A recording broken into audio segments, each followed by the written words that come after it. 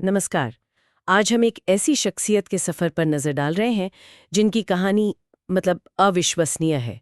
श्रीनिवास रामानुजन। हाँ, एक ऐसा नाम जिसने गणित की दुनिया को हमेशा के लिए बदल दिया। बिल्कुल।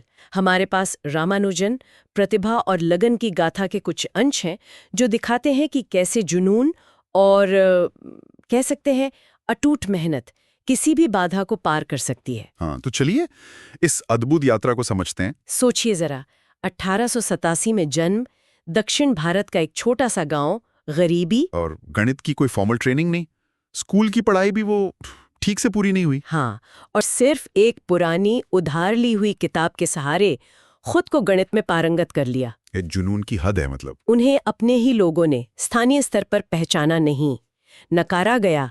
गरीबी थी, परिवार का दबाव था। फिर भी लगे रहे। ये बात कमाल की है, बाहरी संसाधनों की इतनी कमी, हाँ, लेकिन अंदर की जो आग थी वो कितनी तेज थी। शुरुआती रिजेक्शन के बाद भी हार नहीं मानी। ये दिखाता है कि जुनून आपको रास्ता दिखा सकता है, भले ही दूसरे उसे ना समझे। बिल्कुल। और फिर कहानी और भी दिलचस्प हो जाती है। जब कई बार यहाँ कोशिशें नाकाम रहीं, तो रामानुजन ने एक बड़ा कदम उठाया। हाँ, उन्होंने अपने कुछ अप्रमाणित प्रमेय, मतलब ऐसे फॉर्मूले जिन्हें उन्होंने खोजा था पर साबित नहीं किया था, वो इंग्लैंड भेज दिए। एक बड़े गणितज्ञ थे G.H. हार्डी, उनको।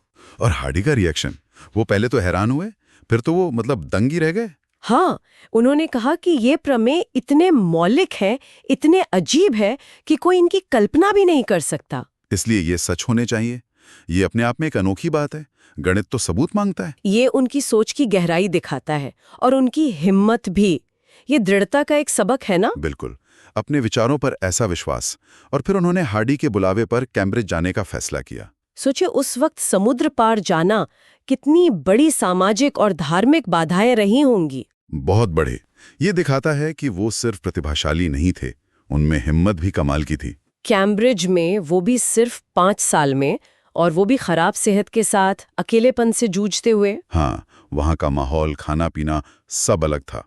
इन सब के बावजूद उन्होंने गणित में जैसे क्रांति ला दी, खासकर नंबर थ्योरी में। बिल्कुल, संख्याओं के विभाजन यानी पार्टीशंस पर उनका काम तो जबरदस्त था।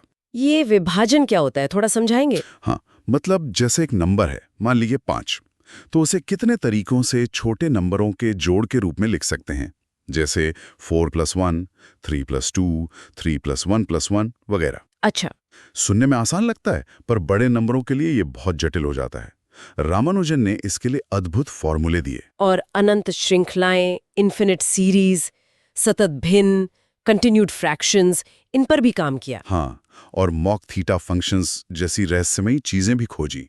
ये बहुत गहरी गणितीय अवधारणाएं हैं। लेकिन जो बात मुझे सबसे ज्यादा हैरान करती है वो है उनके सोचने का तरीका। यकीनन, वो पारंपरिक गणितीय प्रमाणों से ज्यादा अपनी अंतर्दृष्टि पर भरोसा करते थे।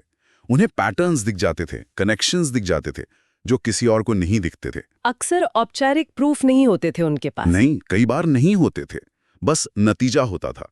और आज भी 100 साल बाद गणितज्ञ उनकी नोटबुक्स में लिखे प्रमेयों को समझने और साबित करने में लगे हैं। कमाल है। ये दिखाता है कि लीक से हटकर सोचना कितना जरूरी हो सकता है। बिल्कुल, एक अनोखा नजरिया आपकी सबसे बड़ी ताकत हो सकता है। लेकिन इस शानदार कहानी का एक दुखद पहलू भी है। इंग्लैंड का मौसम, पहला विश्व युद्ध, राशनिंग, अकेलापन। हाँ, ये सब उनकी सेहत पर भारी पड़ा। वो गंभीर रूप से बीमार हो गए, शायद टीबी। और 1919 में भारत लौट आए।